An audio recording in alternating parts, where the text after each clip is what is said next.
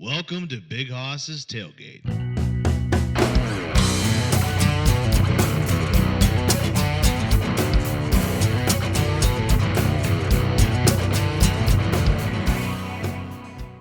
And we're good. What's up? I'm here with Ryan McBride, Pittsburgh comedian and owner of Linoleum Comedy.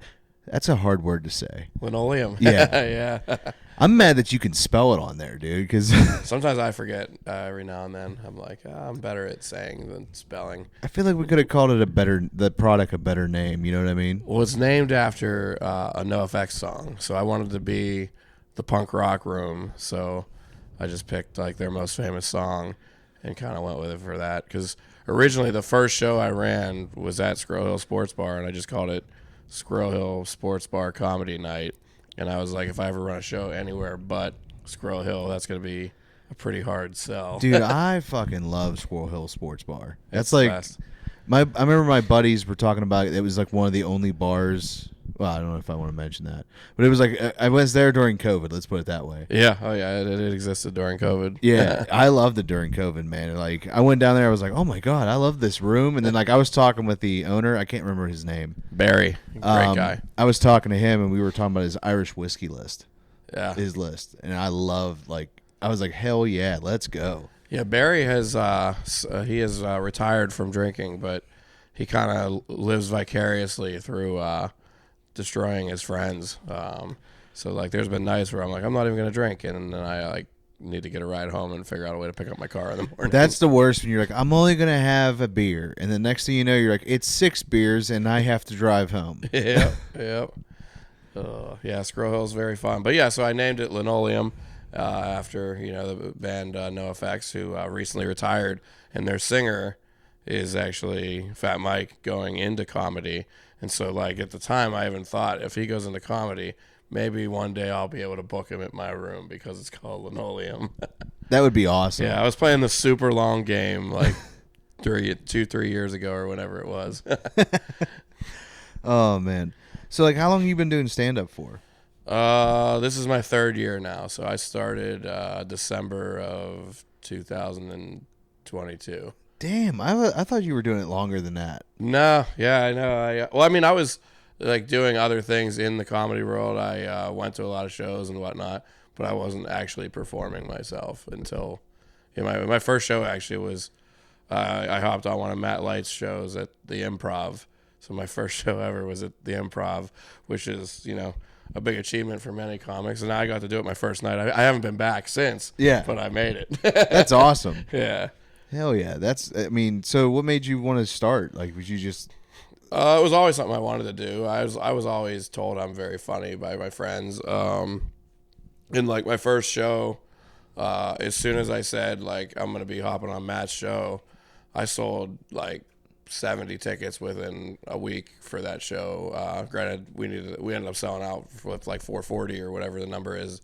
But like, I could definitely see like, okay, like it's not just me that thinks I'm funny. Like other people definitely are interested in this.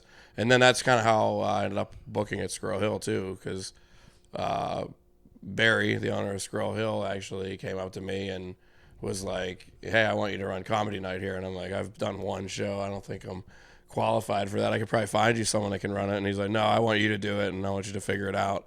And so like my first like couple shows, like I had like pretty much almost the same lineup on both because I like didn't know any comedians. I hadn't gone to like very many mics yet.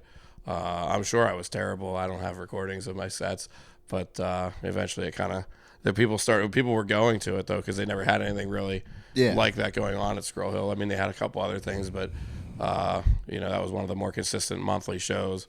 And yeah, it kind of grew from there. Right now we're actually rebranding though, so it started out as like a monthly local showcase. It's kind of pivoting into like bringing in some like national touring comics though. Hell yeah. I was out there and seen Chris Higgins. Yeah, that show was awesome. Yeah, he was like, awesome. That dude he was just riffing and just killing it the whole time. He's one of my personal favorite comics. I actually got booked on a show with him out in Butler pretty much like a year ago to that show's date. Like it was within like almost exactly a year. And then somewhere in like November or December, we kind of stayed in contact, but one of us was like, hey, I can't remember if he messaged me that he wanted to come back to Pittsburgh, or I said, hey, do you want to come back to Pittsburgh? But either way, it was a mutual agreement that like we didn't even talk numbers until the show was already booked. So nice. He definitely wanted. Yeah, it was awesome to have him here, and I mean that dude is an absolute crusher. That's hard. It's hard to find out, like, how much, like, how do you like ask a comic, like, hey, how much does it cost to book you? Like, how do you... I usually throw out like what my room typically pays, and then we kind of go from there. But I've done different types of deals for different comics.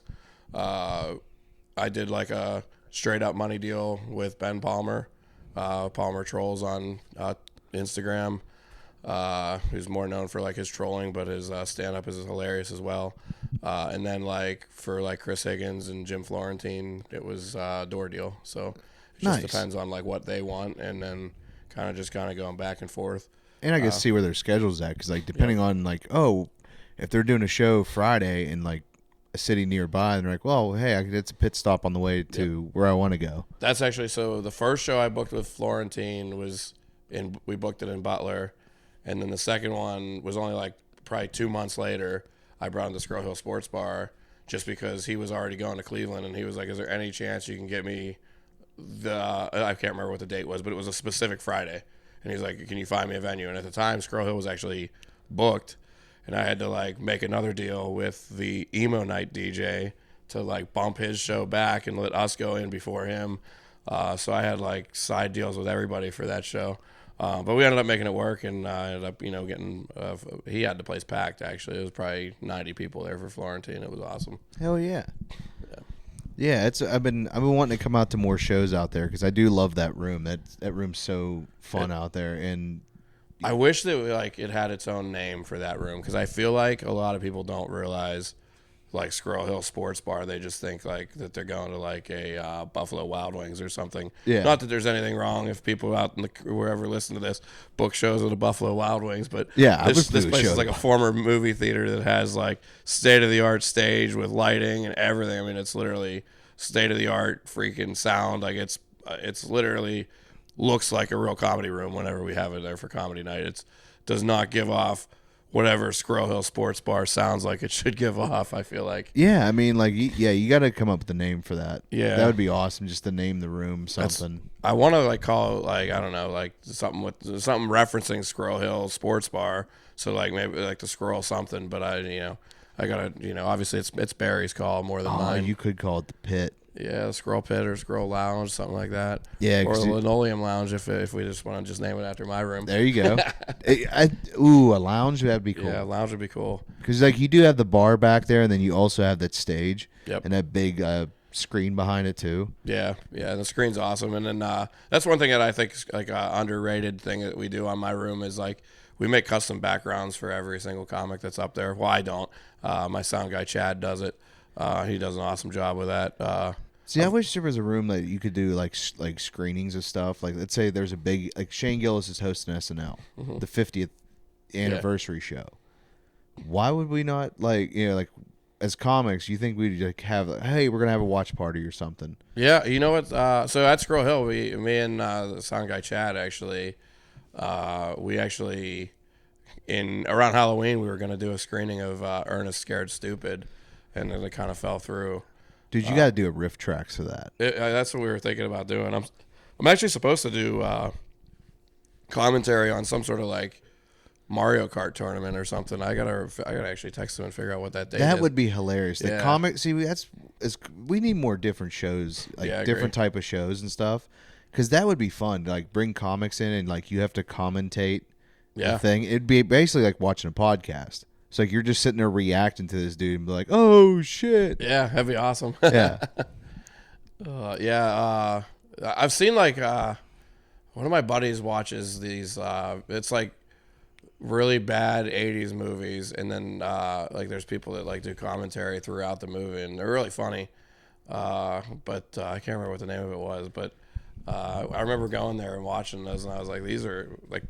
The movie's already funny in itself, but like adding the commentary definitely adds to it, I feel like. Oh, who's those guys? There's like 3 of them, and they I think they came to the Improv a couple times. Oh, I think I saw them there. Yeah, they were just here, weren't they? I think so. I think they were here a couple months ago, maybe. Yeah. But like they do, like they have a podcast where they talk about movies, like how did this? Oh, I think it's called How This Get Made. Yeah. I think they were definitely at the Improv like within the last 3 or 4 months. I never actually followed up on watching them or anything like that, but I know a lot of people that watch that. But, Heck yeah. Yeah. Yeah. So we'll go. I mean, so like, what was your first open mic? You'd say first open mic I did. I'm trying to think what it was. Probably 565. It was either 565 or. Oh, you know what? No, it wasn't. It was the Corner Cafe was my first open mic I did, and I love that room, and I love 565. I do. I love both of those mics. Those are probably my two favorites, actually. I do like Mario's too. I wish we had more rooms like that in Pittsburgh, like more rooms that like had like a classy, like old timey look. Yeah. I always thought about that. There's a bar up in Warrendale that'd be a cool place for a show because it looks like an old saloon in there. Which bar? Brush Creek. Oh yeah, Brush Creek Inn. Yeah. That room where they play pool and stuff. That'd be awesome to have a show sweet, in there. Yeah. I never even thought of that, but yeah, that would be sweet. I did a show like right past that in Cranberry recently where they had like a karaoke machine for the sound system, and it was hysterical. Like everything you said was on like a delay. So you had to like basically tune yourself out while you tried to tell jokes. Like the audience couldn't tell because, they were only hearing what was coming out of the microphone, but you hearing yourself a half second behind, it was something. And then I was like thinking about it. I'm like, this would be even worse for karaoke because like you carry like music, the timing matters a lot more. I mean, granted, timing matters in comedy, but like being on beat like really matters in karaoke. I'm like, what kind of karaoke set are we rocking here? That's why I've started like if I have something weird happen right before I go up, like I have to talk about that first before I go into my set. Oh yeah. Like, you know what I mean? Like you have to reference. Like if I notice that half second thing, I'm like, you guys don't notice this, but it's weird to me, and just like have to like try and make that funny. Yeah. I mean, I tried to like. I think I might have talked. I mean, it was probably 3-4 months ago now, so I don't remember exactly what I talked about. I'm sure I referenced it at some point, but I mean, mostly I was just trying not to think about it, just because it was like, I mean, it was definitely throwing me off.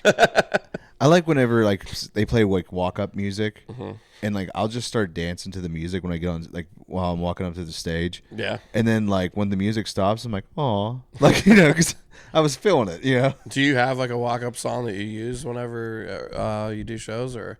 I don't know. I need to pick one. Okay. I thought about doing like Beer for My Horses or something, or like it would be something Toby Keith. Okay. And his Beer for My Horses, is that Toby Keith? Yeah. Nice. He's dead now, right? Yeah, he died. That was a February. Yeah, it was like they just came on the anniversary of that. That one actually hurt me. I could see that. Yeah. Like I'm a huge country music fan, but yeah, that one hurt me. Like that was like one of my favorite country singers as a kid. Is he the one that sings Red Solo Cup? Yeah. Yeah, I like that song. As a person that doesn't listen to a lot of country, people like don't believe me. Like I don't like know any top 40 songs or any like when someone will be like, you can't name a Kanye song, and I'm like, I'm sure if you played it, like I've heard it at a bar. Oh, but I wouldn't be able to like tell you the name of it, or like I wouldn't even be able to tell you the like station to find that on the radio. Dude, at work today, I had Sabrina Carpenter stuck in my head all day. So I don't know who that is. So let me tell you, she's super hot. Like, she looks like a Barbie doll that came to life. Like she's one of those like got famous because she opened for Taylor Swift. Nice. But like was a former Disney kid. Okay. And now all she does is like very sexual music videos. I like that. She's in her Miley Cyrus phase. Oh, good. A Wrecking Ball, I at least know that, and I liked the music video of that song. I will never forget, like, how I always associate that song was, I remember the music video, but nothing hits harder than the movie trailer. I think it's the night before, with Seth Rogen, the guy from Falcon. Oh, yeah, wasn't that like was that a Hanukkah movie, or it was like... It's a Christmas movie, but it's like that's the one where he's like tripping in the church, and he goes, "We did not kill Jesus." That's right, yeah. We did not kill him. Yeah, it's been forever since I've seen that. I think I have it, actually. But I haven't watched that movie in forever. Funny, the first time I ever had a very long night in let's put it that way, a long night, like wild night out. I watched that movie, and I was paranoid the whole time because I would hear like knocking, like they'd knock on the door. I was like, someone's at the door, and they're like, no, it's not. Calm down. Yeah. I remember actually growing up, my brother saw the movie Boogeyman. I think they actually made another movie called Boogeyman since then, but he saw this movie Boogeyman. He talked for like 2-3 months or however long it takes for a movie to go from theaters to DVD back then, and about how great and scary this movie was. And then like he bought the movie, and like me and like 5 of our friends all watched it, and like most of us thought it was really corny, and he was like so mad. And we just kept like, and at one point I'll never forget, I go, pause it for a second. You could see a piece of the set like hanging out, and I was like, come on. And like then it just turned into like a shit show. So do you remember there was a movie that came out called Abraham Lincoln versus Vampires? Vampire Hunter or whatever. Yeah, I never saw it, but I remember the movie. So there was there's some movie studio somewhere that anytime a big movie came out that was like kind of getting buzzed, they'd make a movie version. Yeah. Like when Transformers came out, they had Transmorphers. Like it was just always like an off-brand, and it was like super shitty. They'd find like one actor that was big one time, like in the 80s, and they'd have him as the star. That's amazing. And they'd make these shitty movies. And the movie that they... Oh, I'm trying to think how I was getting to this. Damn it. I had it. Abe Lincoln. Oh, yeah. Vampire So they did Hunter. one where it was Abraham Lincoln Zombie Hunter. As you could see the shrubs, you could see the top of cars driving by from where they were filming. Like you could see the roof of the cars driving by the shrubs as they're filming the scene. And it's supposed to be the Civil War. Right, yeah, that's hilarious. It was like super corny and like really bad acting, like ugh. And I was like, I'm mad that I watched this. Like I'm angry. My brother's like, I thought it was the one that was in theaters. That's actually funny. So you got it thinking it was the... Yeah. That's even funnier, actually.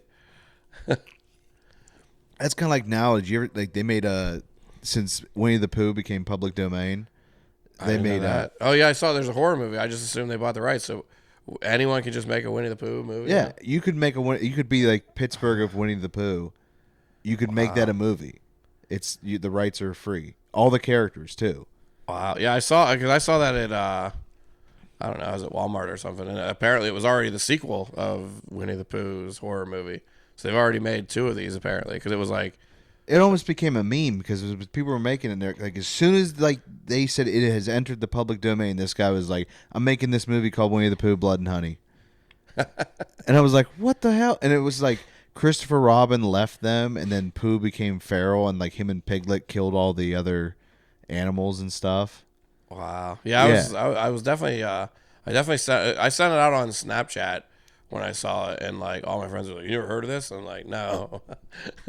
Oh my god! Yeah, now they did a Popeye the Sailor Man. Oh, there's a Popeye one too. Yeah, because he's in public domain, and so is what was the other one? Steamboat Willie. It's not Mickey Mouse. Yeah. So how did they protect Mickey Mouse? Because isn't Mickey Mouse almost as old as these things? I think it's because that character's quote unquote Steamboat Willie, and not really Mickey, because he wasn't called Mickey Mouse then. Yeah. So that's how they kind of get around that, I think. It's crazy that like if you own something that's valuable, they're just like, no, it's not yours anymore. After like, what is it, 100 years? Yeah, I mean that's like Superman. Like he was like 36. So they're like, what do you do to stop that? Oh wow. Yeah, I think it might be like 85 years or something. So in like 10 years, basically, Superman's gonna be just fair game. Anyone? Yeah, and that's what they said. These comic book companies are like, fuck, what do we do? Because like. Yeah, because all these comic book characters are getting pretty old now, right? Yeah. Isn't Batman up there too? Like, yeah, Batman's like, I think they had 85 years or something. Wow. Like it's ridiculous, and you don't think about like how long the character's been around. You're just like, oh yeah, he's been around my whole life. Yeah. Wow. Yeah. That's gonna be sweet though. Just people just making bootleg Superman and Batman and. All right, who is your favorite Superman and Batman? So growing up, my favorite superhero was Hawkeye, and mainly because my parents were friends with this. I don't even know. Like they were friends with like another family, and I guess their kids were 3 or 4 years older than me and my brother, or maybe I don't know, maybe more than that. And they just gave us like 10 boxes of comics. And out of the comics that I read, the Avengers West Coast was my favorite, and I liked Hawkeye because he swore in the comics. Yeah, So he was sweet. Yeah, I wouldn't say I like. So like during the Avengers movies, like I was like, I mean, he's kind of like a useless character now. I feel like he didn't really do much. The show was good. The show was good, but then it was like all about him like not becoming. I don't remember. Maybe I forgot, but I don't remember there being a girl Hawkeye when I was growing up. Oh, that's the new one. That's the girl that he like took in as like an apprentice. Yeah, I'm like, fuck her. She don't deserve her own show. Keep the real one. I don't know. I think she's hot. I think she's hot. Yeah, but like I was like, hey, this guy barely gets any screen time and he's already passing the torch. Which it's weird for me because it's like I have to keep double checking her age to make sure I can say that she's hot. Because I keep looking at her, I'm like, wait, how old is she? I'm like, oh, she's like 26. It's fine. Oh, yeah, because golden. when I first seen her in a movie, it was True Grit. I was in high school. I remember and that she's movie. the little girl. She's the little girl in that? Yeah. Who knew? So that's what I'm like. It makes you feel like I don't know if I'm allowed to say that. Like even Dakota Fanning, like we're Wow. the same age, and I'm like I don't know if I could say she's hot. I didn't know she was the original girl. That's actually, she don't look anything like that little girl. Yeah.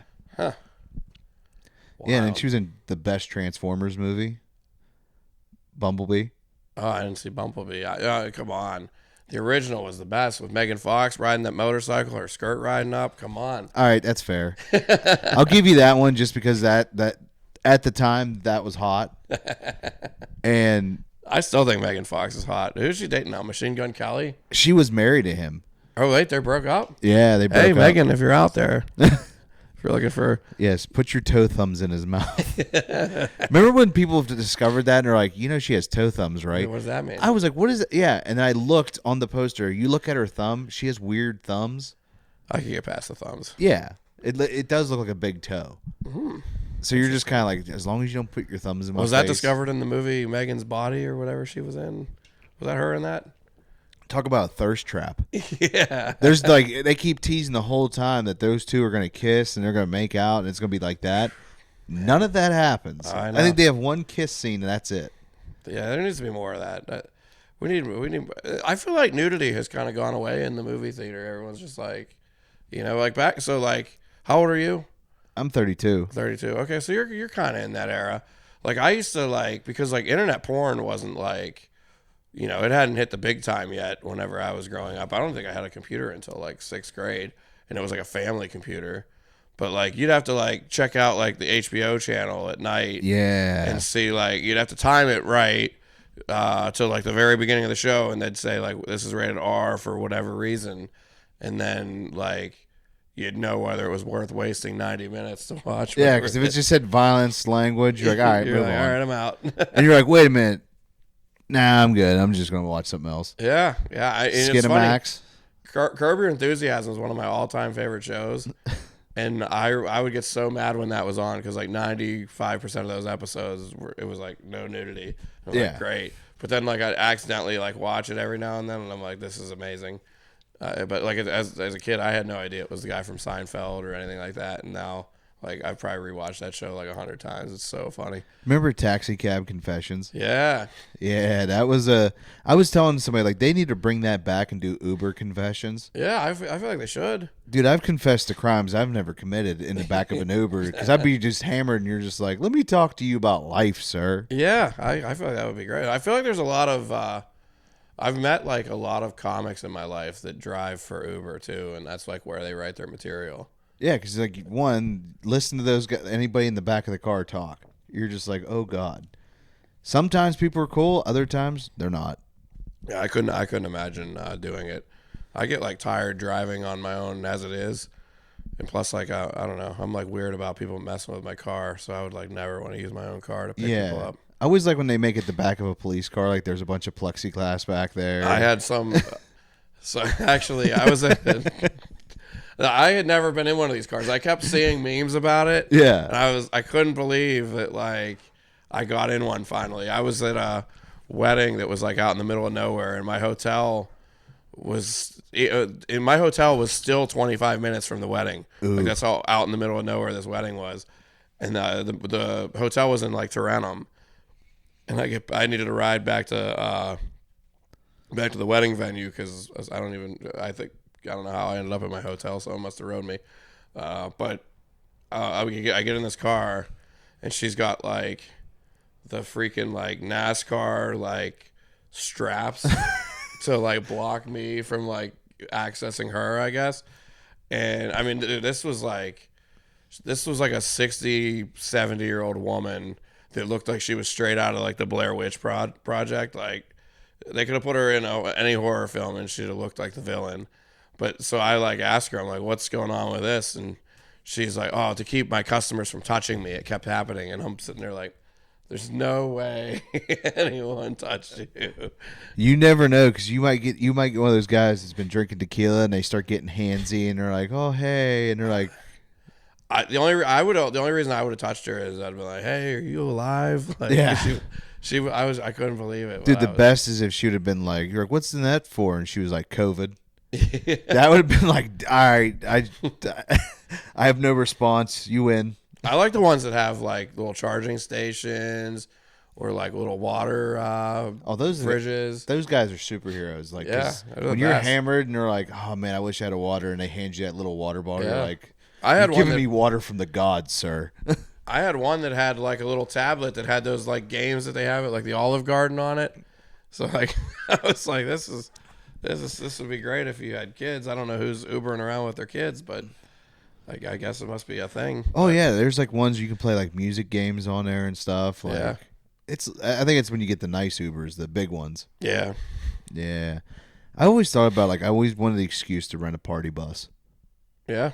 Yeah, I got some concerts like I want to go to that I want to we should get a party bus and go out to Star Lake. Have you ever ridden around on the Berg bus? That's kind of like that experience. That's fun. I have not, because I'm like, I have to drive to get there, and I'm like, I don't want to walk. Like I want to be hammered.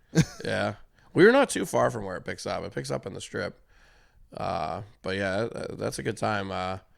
I've ridden as a consumer and as a one of their comics, and that's a fun time, just hanging out and just getting drunk on a bus that just drives you around. Are you Pittsburgh. just a tour guide there, or is it like, are you just I don't doing give stand-up? anyone any factual information. So, like, it could be anything, and I'll just somehow tie it to Pittsburgh. Like, AC/DC could be playing on the music, and I'll be like, a little fun fact about AC/DC, they're from Pittsburgh. And then the whole bus will start arguing with me, like, no, they're not.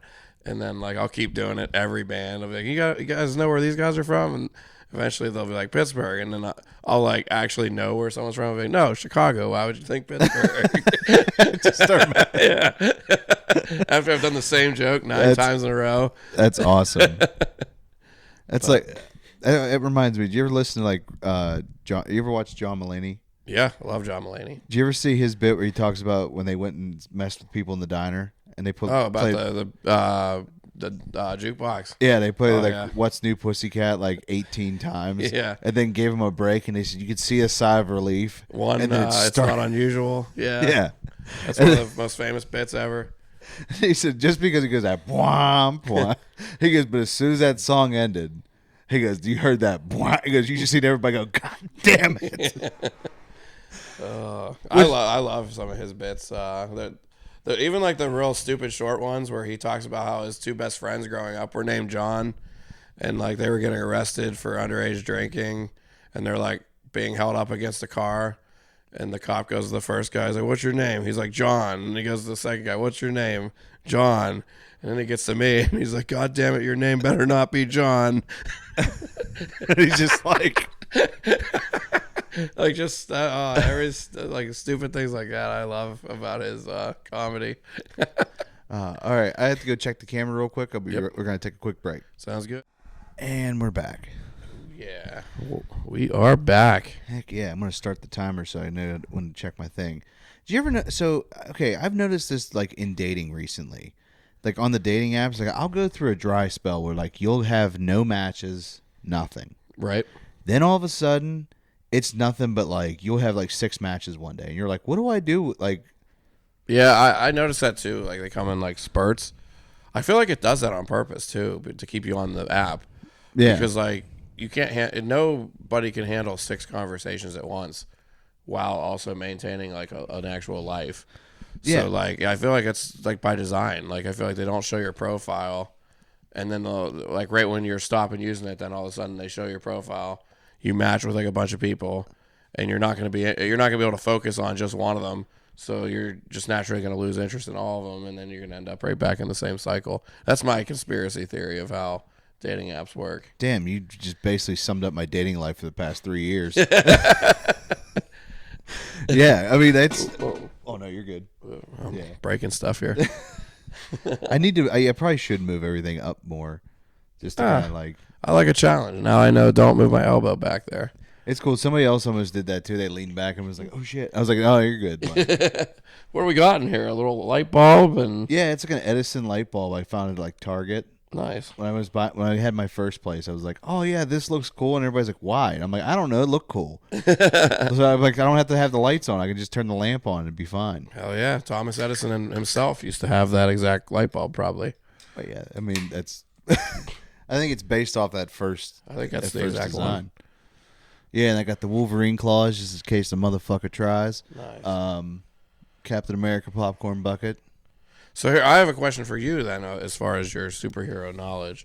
So what is the worst superhero movie of all time, and why is it Man of Steel? Oh, Man of Steel? Damn, I was going to say Steel. You could have just left the man up part. What's Steel? You ever seen Steel with Shaq? This is based on... So when Superman died, this dude basically built a suit of armor, and his name was John Henry Irons, and like had this big hammer and was like had the powers of Superman. They made a movie in the 90s with Shaq, and it's one of the worst superhero movies You know what? I ever vaguely made. remember that, actually, when he was doing all the movies with. Yeah, his love interest is in a wheelchair, and then he invents a standing wheelchair so she can stand up and kiss him. Weird. It's a weird movie. But Man of Steel, hated it. Really? Couldn't go. So bored. Damn, I loved I loved the Zack Snyder movies. When he kills the bad guy, and then all of a sudden, like 5 minutes later, there's like another explosion, which ends up just being him landing on the ground. My buddy and I literally verbally yelled, "Come on!"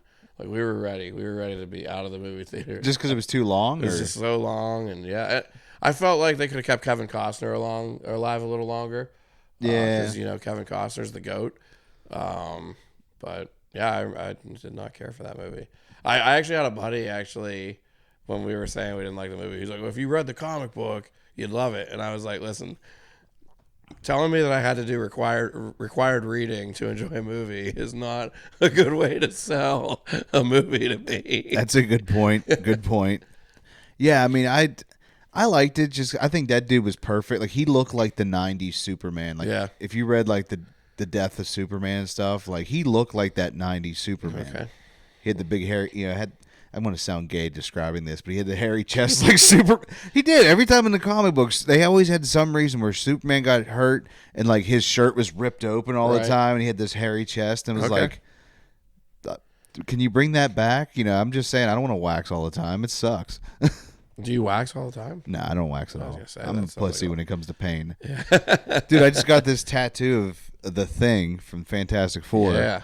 And I was trying so hard to be tough when she was going over my wrist bone and you could feel it vibrating. I'm just like, my legs were stretching. She's like, you okay? Yep. Like I'm watching women just getting tattooed like it's nothing. Yeah. And that's a tough spot though. I that upper, because it's like right on the bone. Yeah. That's I have a Pirates logo there. So. Yeah. I wanted to get a Wolverine, like Clint Eastwood, like Western look. Yeah. And the guy found the perfect picture. I was like, oh, yeah. He's like, yeah, I could do that your whole arm. I'm like, yeah, man, that'd be awesome. Like, how much would it be? And he's like, $600. I was like, I'm good. He just walked away. Like, I feel really bad because, like, you start talking to him, you build up, like, a rapport, and then they're like, they hit you with the price, and you're like, no. And then you're like, I feel bad because they look at me like they hate me afterwards. Yeah. I actually, this was probably close to a decade ago, but my buddy and I were both trying to get a lyric from a band called the Menzingers tattooed on us. And the guy, like, on the stencil art kept, like, crinkling it up and throwing it away. Like, he kept messing up. And I like texted my buddy, and I'm like, dude, this is gonna be a really shitty tattoo.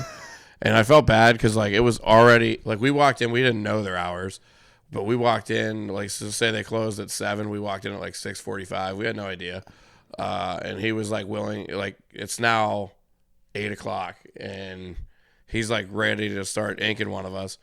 And I looked at like I was just like, this is gonna be awful and on us for the rest of our lives. And my buddy just so whenever he saw my message, he agreed, and he just goes, "My sister's going into labor." We ran out the door, and it's funny that dude. We run into him like the next day. It was in a small town I lived in New York called Olean. We ran into him the next day at the bar, and he like it was funny. I could tell he was talking shit about us like the whole night. I felt terrible, but I was like, at least I didn't have to get a tattoo from him. Yeah, because I get that. Because you're like, listen, I'm already paying a lot of money for this. I really don't want to be fucked up. Yeah, and it's on me forever. Right, and like looking back, I should have like given him something for like the time he spent stenciling, but at the same time, I'm like, But so it's a life lesson for him, I guess. But I do like look back and I'm like, man, that was kind of a messed up thing, but he should be better, I guess. Dude, what was so weird was when I went to the tattoo convention, the girl starts tattooing me, and I was down there like, yeah, I was like, I do stand up, trying to like connect with people, try to see if I can get podcast guests and stuff. And she's like, oh, you should talk to my husband. He did stand up, and here a guy did stand up out in L.A. Like at the Comedy Store. I'm like. He's like, yeah, because I've been out of the game for a while, and he's like, I'd like to hop on and like do time somewhere. I'm like, come out to him, like, you know what I mean? Like, cause like I don't know you, so like come out. I was like, I'm sure people would book you, if you're good. Yeah, absolutely. As good as much time as they said he did it for. They said he did it for like a lot, like for a long time. Yeah, I mean, a lot of times. So like, I've actually booked some of the people that are out of the game. Like one of them that I book all the time is Brian Carruthers, who owns Oneberg. He doesn't come out to mics anymore. He hasn't really been a regular stand-up comic now in probably over 10 years, but he gets up on the stage and it's like no time has passed. He's incredible. That reminds me. I was you mentioned that when we were hanging out the other night about Oneberg, and I didn't know what it was. I used to see the posts all the time, but I didn't know what it was. I was like, is this a newspaper? Is it a It's a meme. It's a comedy meme. Pittsburgh news, anything Pittsburgh related. If we can make it work, we try to do it. Yeah, because I thought it was like a news source at first, and then when I started reading like the art, like reading the posts and stuff, I'm like, oh, this is hilarious. Yeah, it's so I started writing for them about like officially like on the books in September, but I've been sending them stuff for well over a year now and just letting them use it. And Brian's awesome. I mean, Brian has dedicated his life to this site now, and it's like growing. I mean, we got 500,000 followers now, but pretty much anything goofy that's going on, and like there's like starting to be like little like inside jokes that you'll notice in the comments. So like one of them that's like real popular right now is driving like a goof. The fire chief from Homestead had this like famous quote where there was like an accident that happened where someone drove into a building and he was like, yeah, he was driving like a goof. And so now like that's like people, anytime anything happens in Pittsburgh, like the comments are just like, this guy was acting like a goof or driving like a goof. That's hilarious. Yeah. And we've got to do some cool stuff. Like we were just on the Gateway Clipper filming giant bear boxing. Like we had 2 people in these 10-foot bear costumes. We got them boxed to determine all the like Pittsburgh debates. Our first episode was should the Steelers fire Tomlin. The second episode that's going to air, I think, next week is it Washington or Washington? We also filmed like I love that. Yeah, I love that. Is that Washington or Washington? So I grew up. It's Washington. Yeah. My dad says Washington. I say Washington. That's his fault because he grew up in Hazelwood, and then when I was 5. Moved us out to Plum, which was far enough into the suburbs where people talk like normal people instead of yinzers. Yeah, that's like where I was like I grew up like in Washington County, but like I didn't live in I lived in Washington for a little bit, but I grew up like outside of Washington. Yeah. And So like you'd hear all the weird, like you'd hear yins, but like you'd hear weird ones like upper. Oh yeah. Like, oh, it's up there, and you're like, I feel like that's West Virginia creeping in. Yeah. Because Greene County is just full on Southern accent. Right. Once you get into Waynesburg, you start getting into West Virginia talk, and it's like, oh no. There was a guy actually that used to hang out at the bar I worked at. I went to Cal U, so still Washington County, and he like lived in Bentleyville, and he had like a full on Southern accent, and it made no sense to me. But so that's interesting that I guess these people. I got kicked out of Cal U's library in high school. Really? Yeah, we were on a trip from Votech, and this is gonna sound dumb, but there's in the statue, like in the library, there's a statue of like a cow or a bull or something. We took pictures of us acting like we were milking it, and they kicked us out for that. Then we were like, for some reason, handing around flyers like, "Hey, have you seen this person?" It was Tom Selleck. Because we were just like stupid high schoolers. Yeah. We would cause like I know one kid just went into the dorms and bought weed. Nice. Yeah, they're like, yeah, we can never go back to Cal U, and we're like, why? And they're like, you guys know why. And we're like, you still haven't given us the exact reasons of what we did. The thing that always cracked me up at Cal U was I didn't get a ton of like parking tickets, but I got my fair share. Sometimes you just had to park your car wherever you could because there wasn't enough parking, and you needed to get to class. And it was just check boxes as to what you did wrong. And like the top $15 category was like double parked, parking in handicapped, like parking in a no parking zone.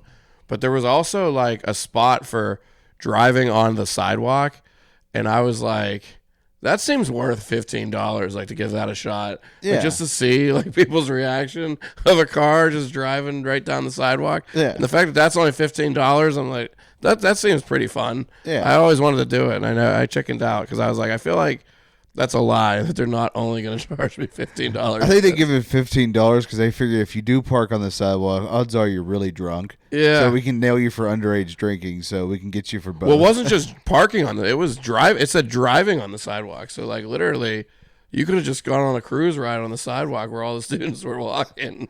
Yeah, it's like, does it go every block maybe? Or That's like... what I was wondering. I'm like, that would be something. I used to, so I did rack up tickets at Washington. So my buddy, like my best friend, and so I used to play in a band in college, and the guitarist/singer lived 20 minutes down the road at Washington Jefferson College, and there was one overnight parking spot in the entire like campus. And granted, like I knew I was crashing on the futon every time I was going there because we were going to parties and whatnot, and every ticket there was like $45. I remember. But on the back, it said, failure to pay this and you will not receive your degree. And as a non-student, I was like, well, that seems fair. Yeah. So I had a whole glove box full of Washington and Jefferson parking tickets. I probably had like 55 of them before. I honestly, like, to this day, I want to go there and like walk in and just say like, where's my degree? yeah, can I just see like what I'm at with interest? Like how much do I owe you people? Like I'm never gonna pay them because they have no way of getting my money. But I just always thought that was hysterical when I would see that. I'd be like, well, I'm just never gonna pay you for this. So if you were down in California, did you like ever go down Scenery Hill or like anywhere like that, like Ritchieville? Not really. The only place when I was in college, like it was pretty much just like. You hung out on like in the town. So I bartended at a bar called J. Cole's, and I was there. I was working there 4 nights a week, and the other 3 I was drinking, sometimes combined of the 2. Yeah, because I went to Beth Center, so you probably know similar people. Yeah. Yeah, if you as soon as you said band, there was a guy I went to high school with that used to play in a band, and I was like wondering, like maybe it's the same guy. I don't know, but what kind of what band we was were it? like a punk and ska band, but we didn't have any horns, so we were more punk than ska. But we had like some ska sound. But we played most. I mean, we played around Cal, but we played a lot in Pittsburgh more than usually. College kind of got in the way.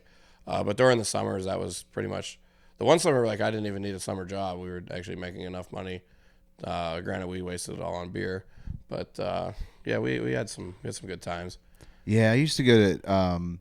I used to always go like to the local country bars and stuff like in there. Well, they're all country bars basically. Yeah. But like my favorite one was Rinky Dinks. Okay. Like between Washington and Waynesburg. I have never been there. trying to think though. Washington, the only place I remember, because like W&J was weird. Like they were more, so that was not a dry campus. Yeah. So like you could just get hammered on the campus and nobody would say anything, even if you were underage. They didn't care. Well, maybe they never cared whenever I was there. Maybe they do now. But like I remember a bar called like Frankie Eyes, which was more outside of the college town area of Washington. I think that burned down. Yeah, it came back. It did. Yeah, I was trying to get a show out there. Nice. That place was sweet. Yeah, I saw a band there actually. I can't remember what they were called, but they were cool. They did like a bunch of like, they were like, I feel like they were like the #1 Beatles cover band in like the country. They won like some contest, but like they did like everything else too. Like they did like 80s rock and stuff like that too. So they weren't just like a Beatles band. They were really cool. I can't remember. Shout out to them. Sorry, I can't remember your guys' name. But you know who you are. But you know who you are probably. Yeah. Dude, I love going to see like a live band. Like I don't care if it's a local band or whatever. Same. Live music is so much fun. Especially like I don't know why bars don't have more bands. I agree. Yeah. Like you know what I mean? I don't like they keep getting DJs and I'm like, okay, I get it, but it's like there's so much energy when there's a live band. Yeah. Like Tequila Cowboy's fun from like 7 to 10 because that's when the band is. Right. After that, it turns into a nightclub and it sucks. Yeah, I'm with you. I prefer a live band any day. I just think it's economics that, I mean, I don't know what like the really good DJs are charging, but you can get like a low level DJ playing on his iPod or, you know, iPhone or whatever, and they're going to charge you like $50 to $100 probably. And I feel like that's undercutting the bands because you can't pay a 5-piece band $50 between 5 people. No. So, but I'm like, charge. Places have, but yeah, I'm like, start charging tickets at the door. I actually still have a check from whenever I played in a band. I think we agreed on $300, and they did a terrible job promoting the show, and so they were like, we're gonna have to pay everyone a little less, and by a little less, instead of paying us $300, they paid us $3. For an entire band. I never cashed the check. I was like, I'd rather screw up their books at the end of the year than cash this check. I still have it though. Like, I think it's so funny. Bitch. $300 for I think we were maybe we were a 4-piece at the time, but like, even if we were 3, that's $1 a piece. Yeah.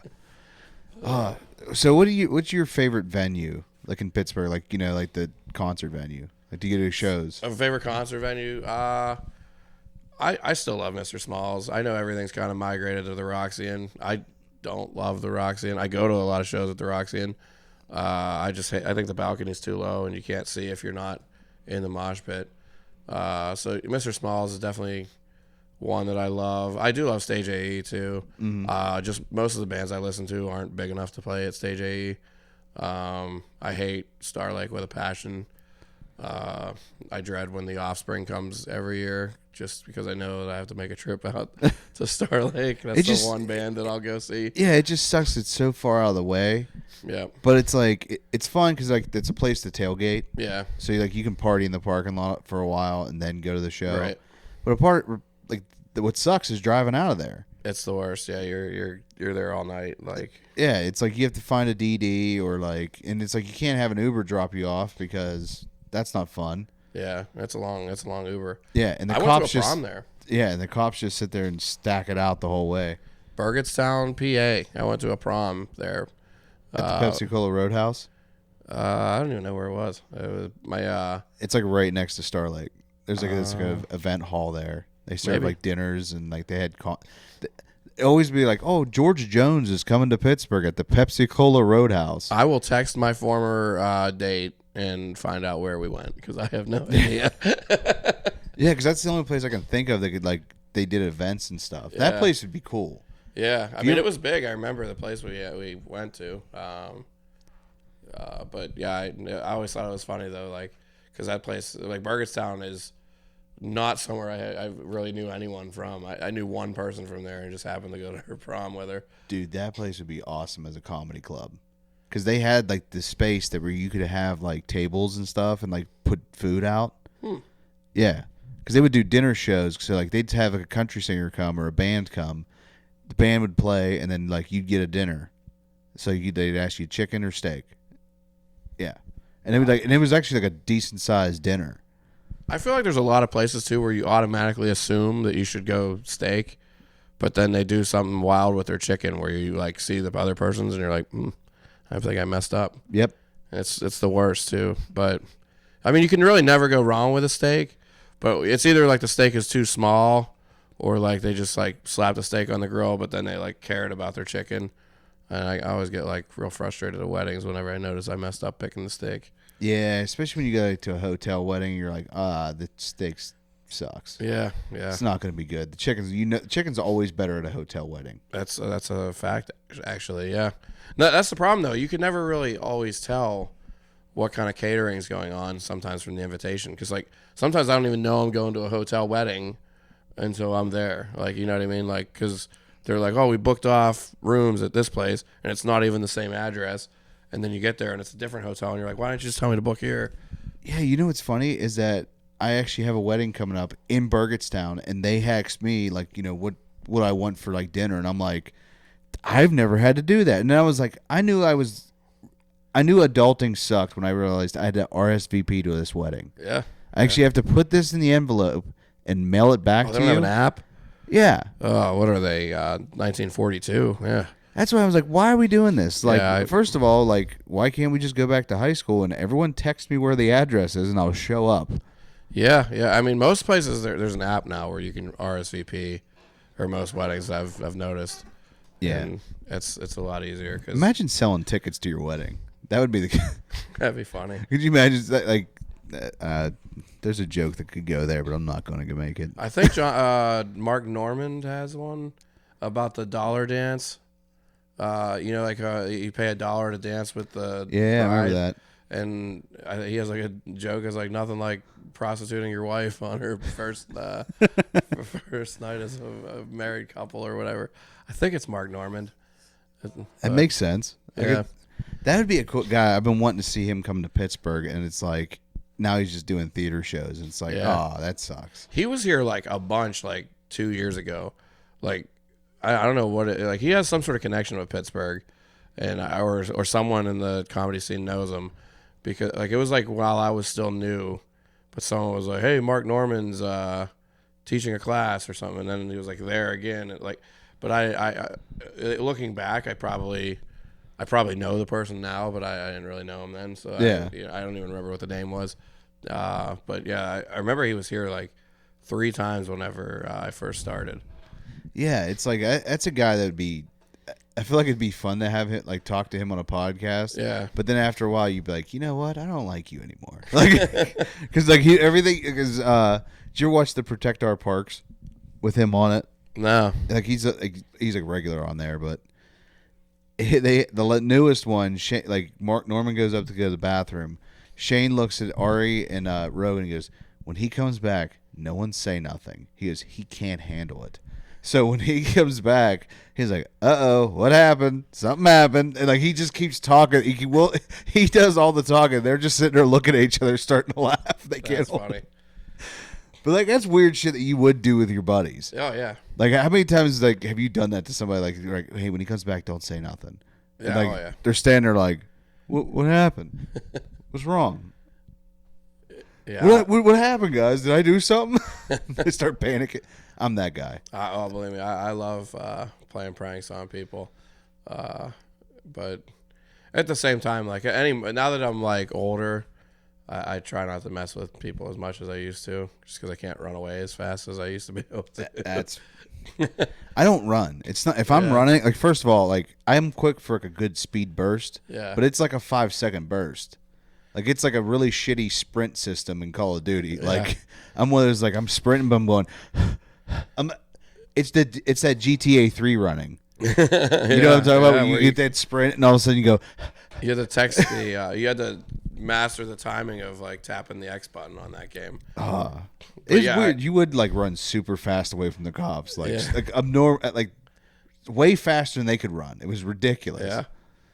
But yeah, I that's a little advice for everybody though. If you're gonna pull pranks on someone, you either need to be tough or fast. You can't be neither, which I am now neither. I used to be fast. I was never tough. That's That's what it was like. Come on, man. Like that's when you're like hoping that you had the new shoes on that day. Yeah, right. So you can give you that little extra bump. I don't know why we believe that as kids. Is that if I have new shoes, I can run faster? Well, remember the pumps? Like you would pump the little basketball that was on the top. And what was the point of it? I don't know. It was like air that went in your I never felt a difference. I remember pumping them, and I was like, "There's nothing going in." I remember I made the mistake one time because I was like, "Oh, like having all black shoes would be awesome." And I did that for school one day, and my mom was like, "Oh, you wouldn't do that because you look like a waiter." No, this would be cool. As soon as I went into school one day, someone's like, "Why are you wearing all black shoes? Are you a waiter?" And I was like, "Damn it!" It's bad. It's bad when your mom predicts what the insult's gonna be. Yeah. Just like when she's like, "Keep it up, keep eating that food. You're gonna be a fat ass." And then you go to high school, "Hey, fat ass." They're like, "Oh no." See, I didn't become fat until probably like a couple years after college, and I thought I was like, man, I just happen to be lucky. I can eat anything I want, and I can drink anything I want, and I'll never gain weight. And then I slowly earned my way to the fattest I've ever been right now. It was a well earned path. Yeah, right. I ate a lot of ice cream on my way, and I drank a lot of beer and a lot of Jaeger bombs. I earned this extra pounds. I gotta check the camera real quick. We'll take a quick minute break, and then I'll come back. I gotta tell you about my McDonald's story recently. Sounds good. All right. And we're back. Oh, dude. So I had to tell you about this McDonald's story I had yesterday. I love a good McDonald's run. So I did a podcast yesterday, and I was like, you know what? I'm gonna go get McDonald's. I was like trying to find like the meal deal or whatever. Get a double cheeseburger, chicken nuggets. And then I'm like, you know what? I'm gonna splurge today, and I'm gonna get a large Shamrock Shake. You know what I mean? And rock that. The vein of my existence. It ruins the chocolate milkshake for those of us that aren't mint milkshake people. Yeah, it does, because like you taste the chocolate. You can still taste your damn mint. Yeah, I can still taste the chocolate, and it's like, this is weird. Oh, so you can taste the chocolate and mint? Good. I can taste the chocolate in there, but it's awesome because it's like, oh, I get mint chocolate chip. Like this is awesome. I hate mint.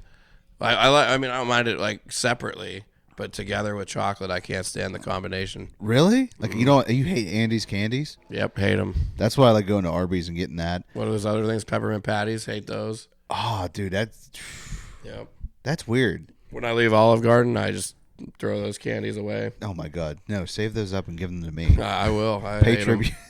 I hate them so much.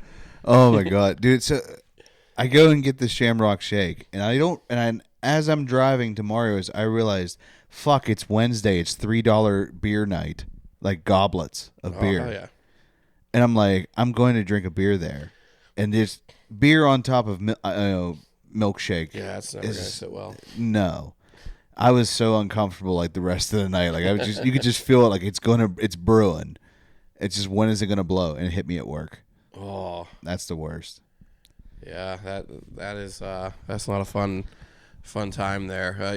Alcohol and milkshakes don't mix well. No. I used to get like really hammered in college actually though, and I would like crave Yoo-hoo, and I would get like 2 Yoo-hoos after drinking at the bar all night. I guess it's not really dairy because there's no milk in it. Yeah, right? but it was still unsettling. Yeah. Yeah. And I had a buddy that lived on my couch. His name was Freer. Well, his last name was Freer. And he would always be like, I tell you this every time, stop getting you after the bar. And I'm like, it tastes so good. Did you ever meet Julian Atwater? Yeah.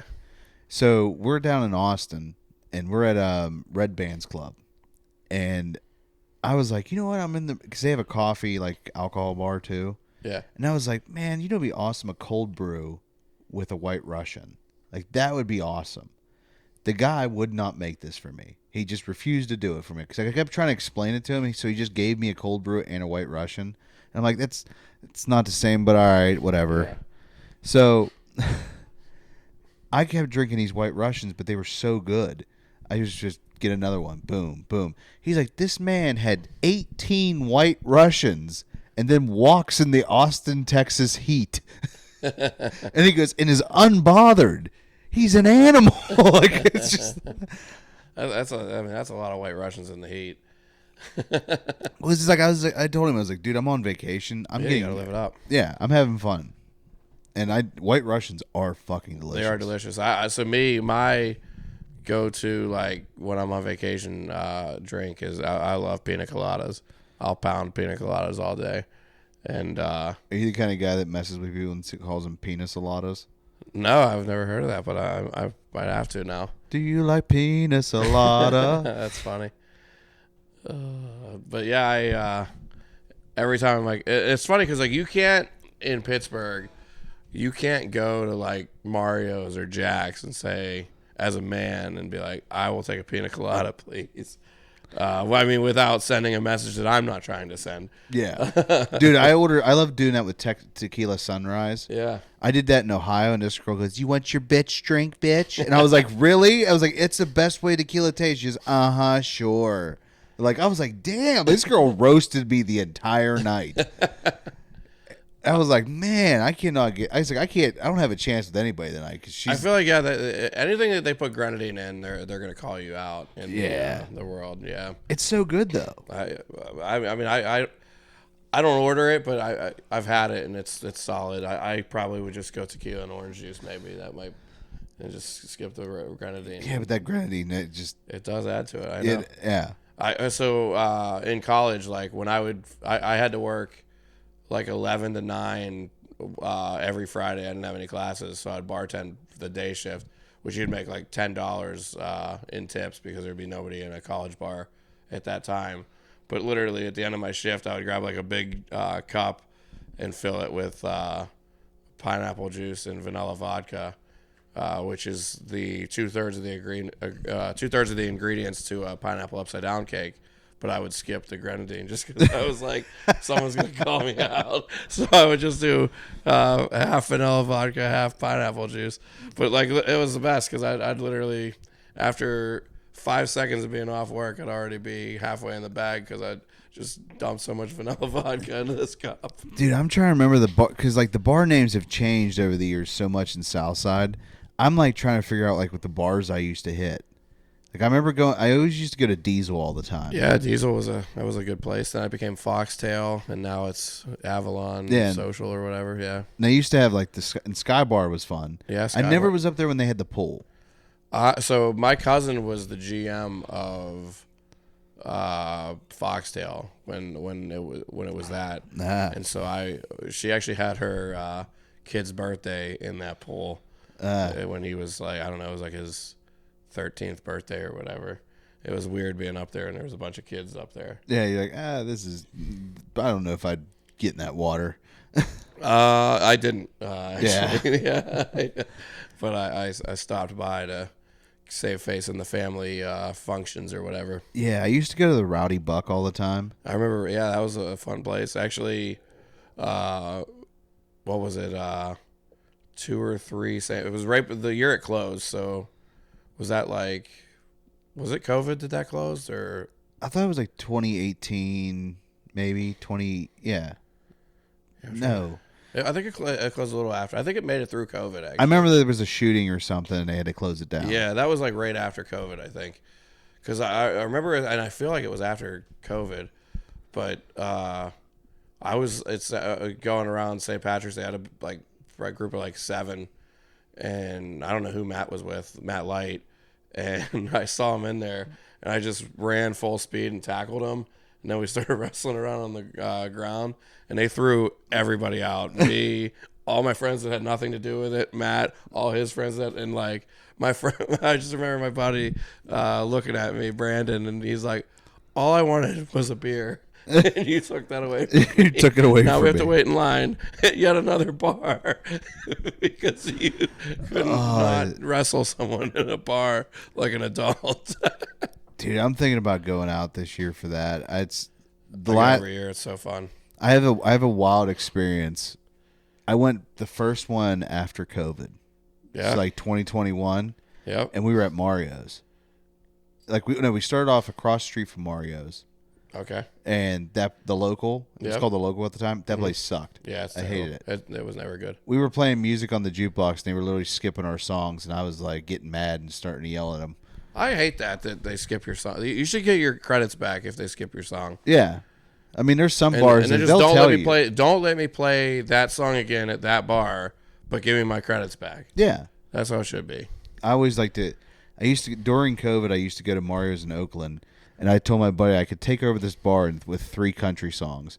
And he's like, bullshit. So I'd hit him with Shania Twain. Nice. And then I'd hit him with Hardy, which Hardy would always get him hyped up. And then I'd hit him with Fuck You Bitch for Wheeler Walker. So I've heard of Shania Twain of those groups. That's fair. Well, Wheeler Walker's more like a comedian guy. Wait, I've heard of that guy. Yeah, he sings like... eating pussy and kicking yeah, ass. I've heard that guy. Okay. Yeah. So is he like an actual... Is he a comedian? Or is Yeah, he he's a comedian. Okay. That's So did you ever watch Hoops on Netflix? Mm. He was like one of the characters on there. I think I can't remember what his real name is, but like he's been on Rogan a couple times as Wheeler Walker and himself. Oh, okay. But when he's in character, he commits to that bit. Huh. And then I think he quit like around like when the election was happening because everybody was thinking he was a right wing guy, and he's like, I'm not anything like that, and so he just went away for a bit and then came back. Interesting. Yeah, I remember he had his music video debut on Pornhub. That's actually hilarious to have it there. Yeah, it was called Pussy in Boots. He had the clean one that was go on YouTube, and all the girls were clothed, and then they were all naked in the Pornhub version. That's hilarious. I mean, I can't imagine ever logging on to Pornhub though to watch a music video. Like, That's fair. When I get on there, I'm trying to get in and out and not watch distracting things. Remember Blurred Lines had the uncensored video where it was all the girls dancing around topless? No. Remember that song Blurred Lines? By who? Robin Thicke. I don't even know who that is. That was the one that was like, that was when Miley Cyrus got crazy, and she like twerked on him when he was singing that song. Yeah. Oh damn, man. I'm like I told you. I don't know. It's like top 40. I don't know anything. So like when I get in my car, I either have the Fan. For those that aren't from Pittsburgh, that's the sports talk channel, or Faction, which is just nothing but punk rock. That's fair. So that I know which stations you listen to in GTA Online. Chatterbox. Yeah, you always had the punk stations on. Yeah, or Chatterbox. I liked Laszlo on the original GTAs. Yeah, but he's still in there. Yeah, but he's on the rock channel now, I think, right? Yeah, I think he's a character in the game. Yeah, that's right. You could kill him now. Yeah. Yeah. He's kind of like I think he left the company. Oh, Like, really? after the one guy left Rockstar, he left too, and they like joined his company. Huh. I heard he was like a real radio host. I think I heard. Yeah, I think that's what he's mostly known for. Yeah. But he was talking about like how they came up with all the different scenarios, and like they were asking about the Easter eggs. He's like, "Oh yeah," he's like, "We would purposely put them in there and just see if people could find them." That's awesome. He goes, "You know how much shit that we've hidden that people still haven't found?" Like he's like, "There's still things that people haven't found yet." Damn. I was like, "Oh wow!" Like he's like, "That's just us having fun." Yeah. Yeah, I always thought it was weird when like if you go out in GTA, like go on the water and like there'd be a UFO there, and you're like, "Why put this in there if I can't fly it?" Yeah, I agree. Because you can steal anything in this game. You should be able to fly the UFO. Hell yeah!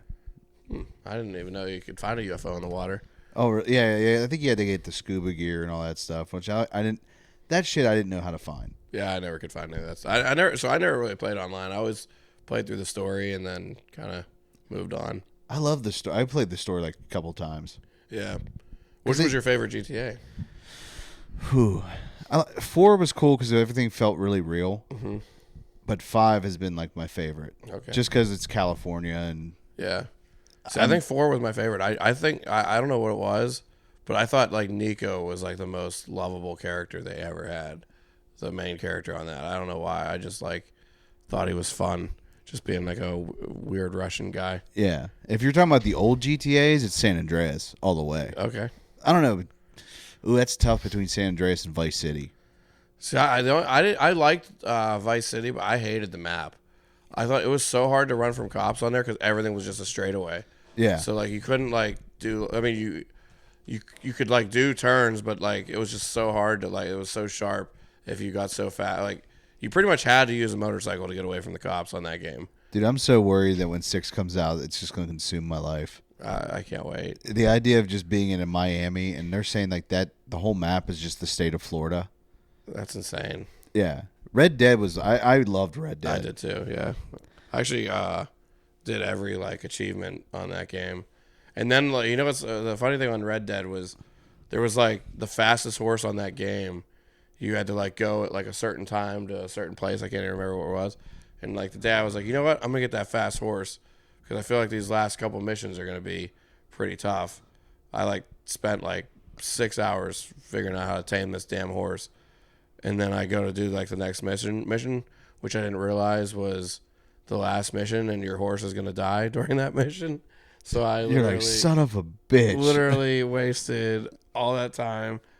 Lose the horse. There's only one of them that spawns in the game. So all the back stuff I didn't get to use the horse for. Damn. Yeah. I was devastated. I was like, I spent 6 hours trying to find this damn thing. What was resetting it. What was cool is that you could actually go back to like the areas in the first game too. Like, they opened that up at the end of the game, and I was like, no fucking way. That was cool. Because like there was rumors that they're like, oh yeah, we're gonna include like they were gonna include the original map, but they hid that from everybody until the end of the game. Yeah. Like, oh, this is dope. Yeah, it was cool. I loved that game though. Yeah. Yeah. Those damn O'Driscolls. Dude, I used to like walk around. The ending still gets me every time. Yeah. Because that ending is so like, ooh. Both of them, the first one and the second one, both of the endings were like, wow. Yeah, and then I don't know. GTA 5's ending was kind of like, eh. Yeah, I thought it was fine. I thought 4 was a lot better. Yeah, I mean, granted, there was like 2 different ones, but I mean, you pretty much had to pick which shitty version of the ending or tragedy was going to befall you. Did you play the expansions for 4? Because there was the biker one, the Lost and the Damned, and then there was the Ballad of Gay Tony. I did. I can't remember anything about them though because it's been so long. I remember there being huge controversy because when the Ballad of Gay Tony came out, there's one mission where you go to talk to this guy and the guy's getting a massage and he stands up and they just blatantly show his dick. And people were just like, they actually showed a dick in GTA. What the hell? I mean, they show tits. Why not a dick, Well, that was in 5 they did that. In 4 it was still like Did they still censor him then? I didn't remember that. I thought they did. Yeah. Yeah, 4 was... I always liked 4 just because like you could actually... Like, it felt more real. Yeah. Like when you threw like grenades in the water, like it actually looked cool and shit. Yeah. The only thing that sucked is when you called in the helicopter, it didn't actually fire like machine guns and rockets and shit. Yeah. It was just like, no, you can fly, and then I'd fly and crawl in the Statue of Liberty and see the beating heart. I remember, so when 4 came out, I was still in college when that came out, and my roommate bought it. I was like, I'm going to hold off for a little bit. And then, like, I don't know, I spent 4 hours watching him play, and I was like, damn it, I got to get this game. So I, like, drove to Walmart that night, bought it, skipped class for, like, 3 days, and I played through the whole game in, like, I mean, it was 3 or 4 days, and just to like out of spite beat the game before him too. And I kept telling everyone like, he bought the game before me too. Yeah, and like he was like one of these people that like prided himself as this great GTA player too. But like he was. Sometimes it's just fun just to kind of like take your time and go through the story. I wish like, I had done that, and I mean now I guess I could still. Did you just do it. jump through all the missions? I just went hog wild on all the missions. Yeah. I like doing like the side missions and stuff. Yeah, I ended up going back and doing those. I do remember playing the biker one in Ballad of Gay Tony, so I definitely played them, but I can't remember. Yeah, because I remember you run into the only thing I feel like you run into the character from GTA 3 on one of those. I think it was the biker one. Don't you run into the original character on one of those ones? I know in 5 you kill the biker. Yeah. You kill the biker from GTA 4. Yeah. Like he's the one that like Trevor when you first play as Trevor. Yeah. And that dude's talking shit to him. He's like, "Oh, my bad, dude." And then he just stomps his head in. Yeah. That's the dude that's from GTA 4. And That's we're what like, I thought. "Oh, this dude died. That's awesome." I like when games do that. I don't know if you ever played the Mafia series. Uh-huh. Games, but like the ending of 1, you end up playing it out in the second one. Yeah, you end up killing the dude. Yeah, I thought that was kind of cool. Yeah, and then it didn't really do that with 3. I didn't like 3. 3 3 was a different studio, I think. it does not feel anything like the other ones. And Yeah. I loved the map. I thought New Orleans was so cool. But I don't like the shooting at all in it. I feel like I'm playing a regular first-person shooter, and it's not, obviously not first-person, but like it doesn't feel like playing like a GTA or Mafia style game. Yeah, the execution started to get like boring after a while. Yeah. After you take that big knife out and stab people in the chest. Yeah, I was like really bummed because I loved 1 and 2, but yeah, I didn't like. I actually never finished it. Never. See, I beat the game, but like when it first came out, and then they started releasing all the DLC for it later, and I was like, well, because they were like promising, like, oh yeah, this is gonna have racing in it and everything. Racing didn't come until like 2 years later. Oh damn! And I played it like afterwards, like after the game already came out, like kind of remastered it. Yeah. And I was like, this is what this game is so much better now. Yeah. Than when it first came out. But there was a cool mission where you had to go back to Vietnam. Oh, okay. Yeah. Yeah, because that's how it starts on that game, right? You start or no? You just came back from Vietnam. That's right. Yeah.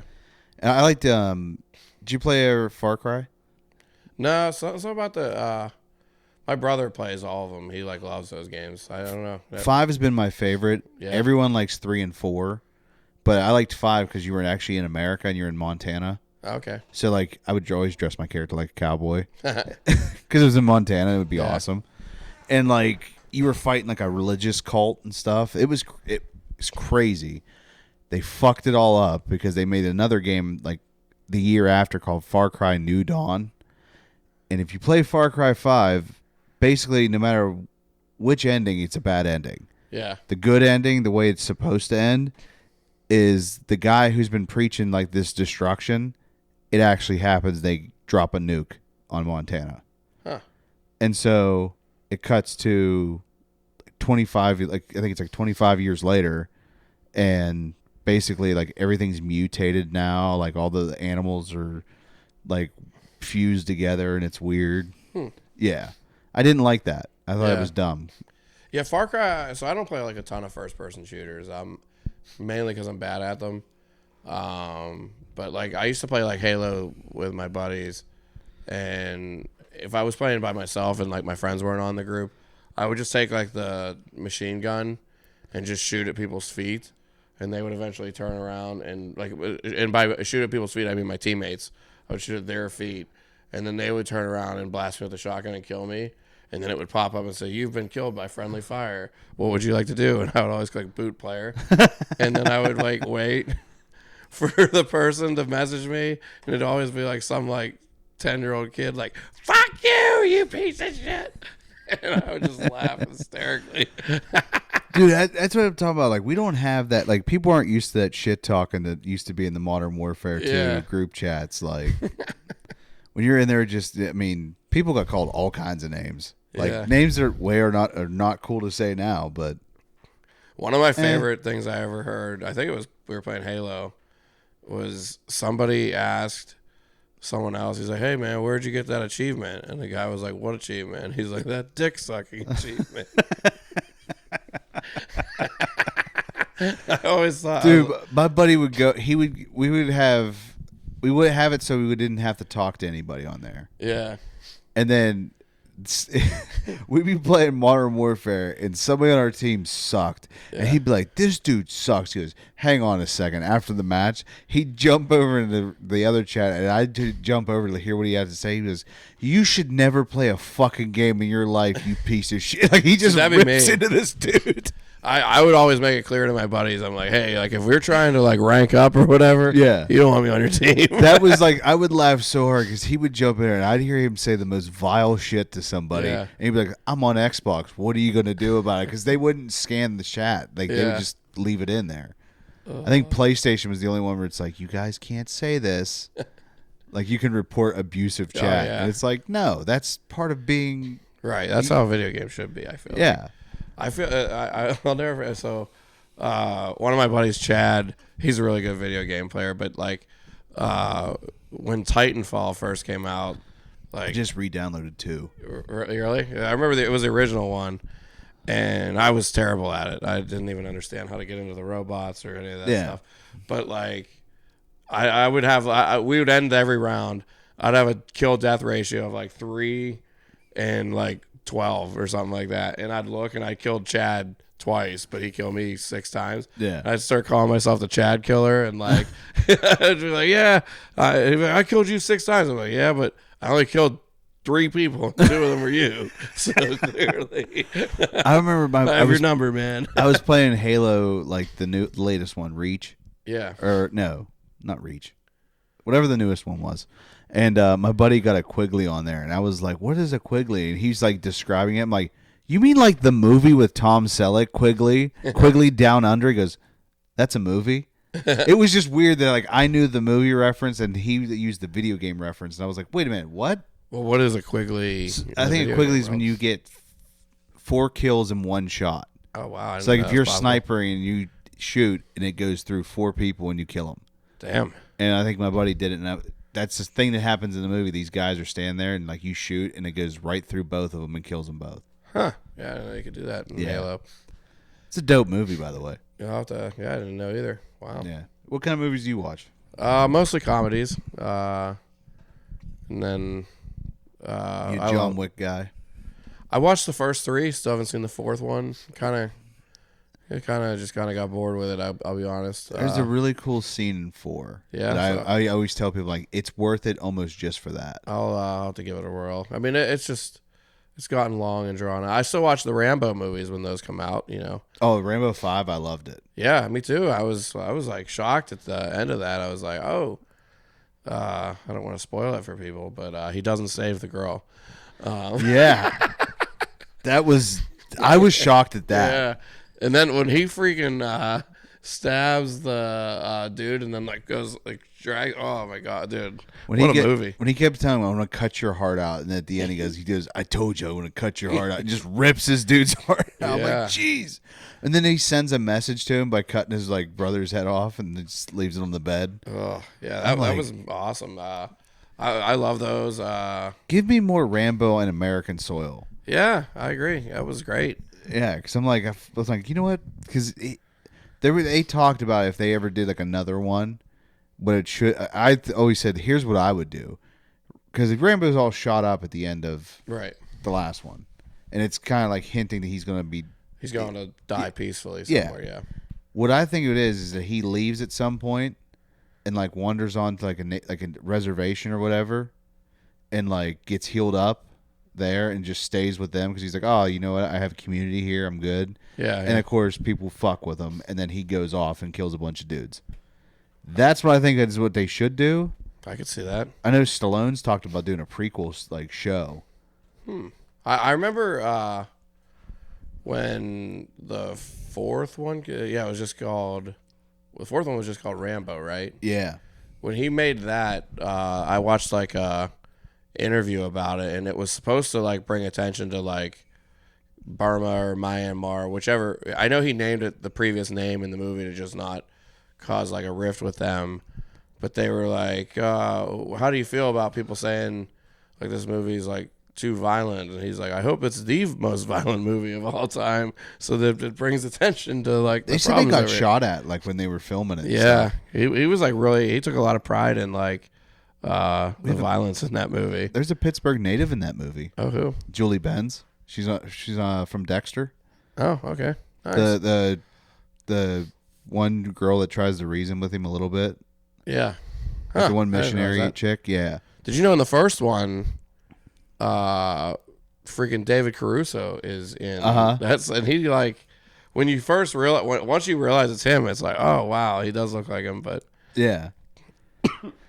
Dude, I remember, like, it's weird. Like, you watch the first, like, I remember there was a kid in school that was, like, freaking out because there's a new Rambo because he was, like, yelling about how ridiculous these movies are. He's like, he goes, you know how many people died in the first Rambo movie? I'm like, what? He goes, one. One guy dies in that whole movie. It's the guy that's in the helicopter shooting at him. And he throws the rock and the guy falls out of the helicopter. Nobody else dies in the first Rambo. He doesn't kill anyone else? Yeah. And then Rambo 2, he just murders a bunch of He people. kills everybody. Yeah. And then 3, it jumps up to like even higher. 3 got weird. Yeah. He's like cage fighting at the beginning of the movie or whatever. Always makes me think of Hot Shots. Yeah. It almost felt like 3 was like making fun of itself. I don't know. And then 4 kind of got back on track. Yeah, I think I had John Henry Watt on the pod, and I think we talked about how basically Rambo's fighting for I think it might have been Jack Rife, that Rambo's basically fighting for the Al-Qaeda. Yeah. In Rambo 3. It kind of is, yeah. Think about it. 9/11 happened because Rambo planned those attacks. I could see it. That's my headcanon. You heard it here. Rambo's a terrorist. Yeah, I feel like 4 and 5 definitely straightened the series back up a little bit. Yeah, a lot of people didn't like 5. I liked it. I liked 5, yeah. I like just about everything Stallone's ever done except for the movie Driven. That's fair. I was so bored during that. I hated Rocky 5. See, I liked it. There was a street fight in it. I was like, That's the only good part of the movie. The rest of it sucks. I'll sit through anything if I'm other than like hand-drawn kick titties. Someone's ass in a street fight and beat up a fake Don King at the end too. I like how they literally just said, "This is Don King," basically. Like, touch me and I'll sue. I like that. Sue me for what? Yeah, I ain't got nothing. What are you gonna do to me? Yeah. Yeah, which definitely wouldn't happen today. Rocky would go to jail. See, the thing I liked about 5 was like Rocky 1 and 2, he still talks like a street bum, and then 3 and 4 he talks like a normal human, but then 5, because somehow I guess once your money goes away you talk like a bum again. He's like right back to the original accent. So I don't know like what happens if you notice it. 3 and 4 he does not talk in the same voice as he does in 1, 3 or 1, 2 and 5 and Balboa. I vow that Rocky 3 has one of the gayest scenes in any movie. Which one? The scene when Rocky is racing Apollo Creed at the end. Oh, and they hugging and everything like that? Yeah, they're hugging and splashing in the water. Yeah. It's so gay. And that's like, and I said, then you start realizing what they're celebrating. It's the fact that Rocky beat a black guy in a race. Yeah. That is not It's like an achievement. I guess I mean I feel like him, every 80s movie has that exact scene too. yeah. Like Tom Like, Cruise. now you're doing it ready with for a someone. fight. Yeah, it's My favorite part is when he's sparring with Apollo, and he just keeps smacking him in the head, and then Rocky's having the Vietnam flashbacks of Clubber Lang beating him, and then he goes, he's hooking. He goes, damn, Rock, what's wrong with you? well. The other thing too, like imagine There is no tomorrow. imagine being a boxer at that time. Like this is your sports Yeah. movie. Like Yeah. it gets people into your movie. And Rocky's strategy to beat this guy is you're not so bad. Just leans his head in there from the tee off. Somehow him getting punched in the face is going to tire the guy punching him in the face. If that was real, Rocky's head would be in the 9th row of the freaking seats. Come on, Creed, you ain't so bad. Yeah. You ain't so bad. Like, I couldn't imagine. Like, people genuinely thought, like, okay, sometimes boxers tire the other guy out with their face, and they just lean in, and they're like, all right, go ahead and hit me, and that'll tell, because everyone knows getting punched in the face is less exhausting than punching someone. Like, Rocky 3 is, like, the most hysterical. Oop, did it again. Most hysterical like movie ever though. When you like take a step back to think about it. And then I love 4. And then like I like how Stallone later has come out and said I shouldn't have killed Apollo. Yeah, Apollo like, wanted to be in the new one. He was like bummed about it. Yeah, and then of course now we can't have it. Yeah, my brother was like he should have been in Expendables. Yeah. I love those movies. Oh yeah, those were great. I took my dad to see the second one. Stallone will not be in the next one though, so I don't know if I'm going to see it. I'm good because 4 was terrible. There should never 4 killed any possibility there ever being a 5. Well, they said they're going to have a 5. 4 was no Stallone. I mean, Stallone was god barely in awful. 4. It was terrible because you can't have Expendables without. I saw that for free and was mad. It Without felt like Barney. It felt like a D movie. Like it felt like something that one of those bargain bins ones you find where it's like we made this for like a third of the budget. It felt like what's the movie where Stallone and Arnold escape from? Oh, Escape Plan. Escape Plan. They made 2 more of those. That's what it felt like. That's literally. And I think Stallone was in them for like 5 seconds each, but then Stallone's in them for like 5 seconds, but then it's like, oh, here's Batista or whoever we put it. Yeah. So I'm gonna go check on the camera real quick, and then we'll wrap it up after. Sounds good. Had to take a quick piss break. These beers were getting in there. You know what I mean? These Miller Lights. Whew. Yeah. So let's see here. I'm trying to think what I wanted to ask you about. We were talking about action movies. So did you ever see The Last Stand? I have not. With Arnold? It was like Arnold's first big movie before he came back. Like, I sadly have not seen it. So I wasn't a big Arnold guy. Oh, really? Yeah, I was a big Stallone guy. Big Liam Neeson guy. Although I haven't seen his last movie yet. So I guess I'm a big hypocrite when I claim to be a big Liam Neeson guy. But I've seen just about everything else. Do you know he's playing Leslie Nielsen's son in Really? Naked Gun? I love that. I think it comes out this year. It's the guys from The Lonely Island doing it. That's funny. So I'm like, this could be good. He's good at making fun of himself, like whenever he does like parodies and stuff. Dude, when he was in Ted and he's buying the Lucky Charms, or no, the Kicks, or no, Tricks. Yeah, Tricks. He's like, I know this is only meant for kids, but if I buy this, Ted was anything going to happen to me? Ted was the surprise series last year that it was like actually good. Oh, it was so funny. Yeah. Dude, I laughed so hard. Especially my favorite ones when he's like, all right, if we just calm down here, and he runs down the steps real quick. Yeah. And then that one girl, when she's like shitting on him, and he's like, oh, I'm sorry. Isn't it because your family sucks here and your dad doesn't come around anymore? I love in the first Ted movie too. Like he keeps trying to get himself fired from the grocery store by talking shit to his boss. He's like, no one's ever talked to me like that. You're promoted. I feel like that's you. I feel like that right there is 100% something I could see you doing to somebody. Like, all right, like, I really don't want to work at this place. I'm just going to tell the guy to go fuck himself. And the whole way you're in the interview, like, you're just talking shit. And the guy's like, I like you. No one's ever talked to me like that before. You're high. And you're like, I tried. It's kind of how I got fired at King's Family Restaurant. I don't even know if there's any King's left, but I was working at the one in Plum, and I was mad that I had to work on New Year's Day. And so I switched out like the dish tank water with Mountain Dew in protest. It took me like 4 hours to amass enough Mountain Dew to fill up a dish tank. So like I kept taking like these two like large soup to go cups and filling them up with Mountain Dew, which wasn't uncommon for busboys to do. Like we would drink out of those, but I instead was just dumping them into another like giant bucket. And then I eventually had enough and drained the water. Started washing dishes with Mountain Dew. I could only do like 3 cycles before the water replaced all the Mountain Dew, but like every dish looked so shiny, but they were so sticky. Like it was amazing. could you imagine people try to grab it and you're like, yeah. And then like when they pulled me into the office because someone told on me, they were like, "We're gonna let you go." I was like a 15-year-old punk or 16 or however old I was, and I'm like, me? Like, what did I do? After they just told me that was why they were firing me.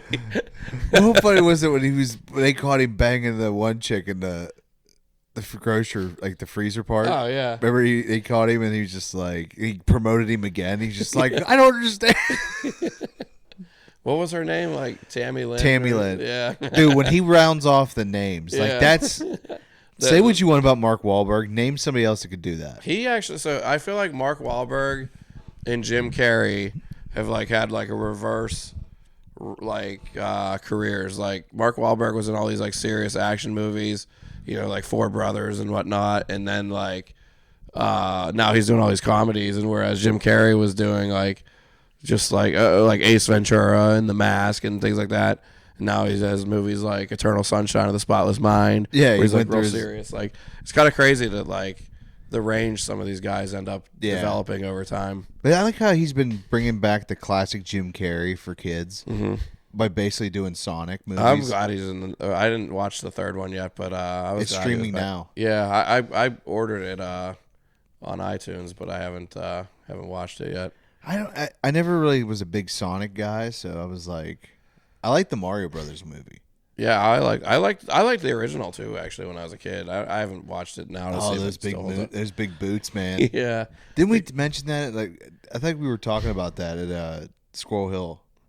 I know I talked about it to somebody. I was like, man, those boots look like the ones from Mario Brothers. That's funny.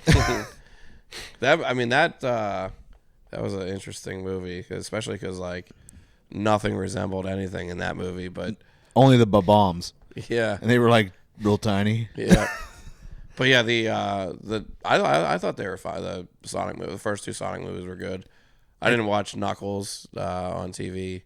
Was that on Paramount or whatever? Yeah, it's funny. I heard a lot of people complain because they're like, "Oh, it's just a lot of the human guy." I'm like, "Well, it's expensive to do CG, and it's a TV show. Right. What did you expect? Like, they're probably paying him more than whoever's voice acting. I'll tell you what, though, I like the Twisted Metal. I loved it. Yeah, it was Twisted great. Metal is that season 2 is getting ready to drop. I can't wait to see that. Yeah, I watched the whole first season in one day. I like the idea of like, hey, let's set up the characters first, and Yeah. then we'll introduce like the tournament. Yeah, Like Mortal Kombat. Well, yeah, Calypso was in the. He was in the trailer. Yeah, and he was in the last scene of the first season, if I'm remembering. Wasn't the package for him? Yeah. Yeah. Did you see? Did you watch Barry? No. I was gonna say there's a guy in there that like completely like he has like alopecia, so he has no hair on him. That's who plays Callisto. Oh, nice. Yeah, because they dropped the trailer for season 2. Nice. Yeah, I loved Twisted Metal games growing up. I used to play those with my brother all the time. You watched Twisted Metal 2. We would like play for hours on Antarctica because like the map would like fall apart and then it would like turn into this like just tiny little area and you could like bump cars off. It was the nice. best. That was so fun. Yeah, I was like trying because I remember playing like the first one. Yeah. But like I never played the rest of them and stuff. Oh, really? I did find Black on Black was the best like storyline wise. That one's on PS5. Yeah. Oh, really? They added it? Yeah. Nice. That one was dark, like as far as like the endings and everything, because everybody was like coming out of an asylum or whatever. Yeah, or they butchering people and stuff. I was Yeah. like, ooh. Sweet Tooth was done perfect though in the show. Yeah, I thought Sweet Tooth was good. Yeah. I know we're getting Axel. Yeah, I for saw season Axel 2. and I saw Mr. Grimm is going to be in this one as well. Yeah, I'm pumped. I can't wait for season that's 2. really sweet. I think the best video game show, hands down, right now has to be either The Last of Us or Fallout. So I haven't watched either of them. My brother is real big on Last of Us. Oh, dude, Fallout is. If you ever played the games, Nah.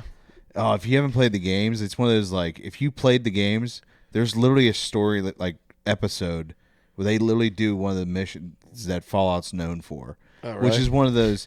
Hey, you could do this and it'll benefit you, but if you do that, it'll kill the entire town. Or you could just not do it and you'll have a harder time playing the game, but you'll feel better about yourself.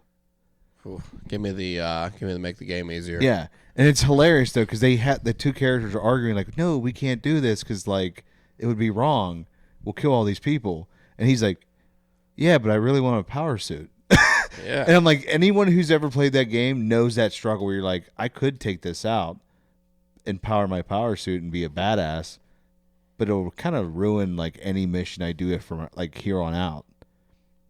Not for me. If it makes the game easier, let's go. They're virtual. I don't give a crap. That's true. Actually, my brother to this day makes fun of me. Witcher 2, when you get to the final boss, like you have like a full-on conversation with him, and one of them literally, like one of the choices, it literally says, this will literally end the game and you are not going to fight him. And I was like, oh, so I'll beat the game? I picked that one. You would love Far Cry games. Just don't do anything. Like Yeah. I think it's Far Cry 4. If you he goes, stay right there, I'll be back. If you literally just set your controller down and wait, he'll come back in and goes, okay, so what was I saying? And he finishes what he's saying and takes you to go do the end of the game. That's the best. And it's like the game ends there. That's Super Mario World. If you went through the star things, you could get to like the end of that game. Man, that's how I play. That's how I play my video games. Let's just get to the end. A lot of cheat codes. Yeah, You were the guy that had all the cheats and like. yeah. See, now I feel bad about using cheats and stuff because once you put the code in, it goes, if you do this, you will never win trophies for the game. And I'm like, all right, well. I didn't even know there were cheat codes that still existed for games anymore. Like, I know, like, if you try it for the old Grand Theft Autos Yeah. and you try putting them in, it will tell you, like, hey, you can use this, but we're disabling trophies for, like, your playthrough. Oh, that stinks. And I'm like, well, now I can't save because if I save, I can never get a trophy in here. Yeah. I'd have to start a new game, and I don't want to do that. That's weird. Yeah. Is that for like the whole game or like just for that save file? I think it's just for that save Oh, file. well, that's not I guess you could just duplicate the save file then, right? Yeah. So, well, sometimes some games are like, nope, you can only have one. Yeah, that's true. Yeah. But yeah, we're getting close to. I think we're a little hour and 40. Yeah, Power through this. dude. I just make it a hangout session, make everybody feel comfortable. Sweet. Heck yeah, Thanks a for having couple me on. icy lights. Yeah. Yeah. So tell people where they can follow you at, like follow Linoleum Comedy. So Yeah, if you actually just go to linoleumcomedy.com, it will take you to our Facebook page. That's where I post most of my shows. If you want to find me on Instagram, for those of you younger whippersnappers, that is Ryan Linoleum. It's just all one word. That'll help you find me. And yeah, I got a bunch of shows next month. I don't have anything the rest of this month, so enjoying some time off. But I'm in Youngstown, Ohio, and a bunch of all over Pittsburgh, Butler, city of Pittsburgh, everywhere. So oh yeah, and I'll post the links to your bio in the sweet, episode description. So awesome, easy access for people. cool. So all right, guys. Until next time. See ya.